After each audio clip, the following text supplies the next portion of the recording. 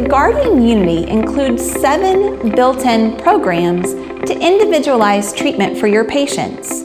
You'll simply use the star button to go between and select those programs. Program 1 is our standard protocol that you'll use with most of your patients when you're placing the electrodes on the suprahyoids.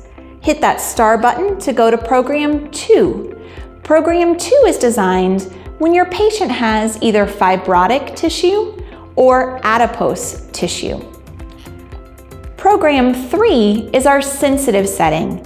You might find this useful for patients with a diagnosis of failure to thrive or those that are just a little more sensitive to that signal so we can keep them comfortable. Program 4 is the set of parameters for the facial placements. Program 5 offers a sensitive version of that facial program, again to make sure our patient's comfortable throughout the treatment. Program 6 provides a longer rest period between stimulation. You might find this useful with patients with a diagnosis of COPD. Program 7 is an alternative program available for those with more traditional NMES training.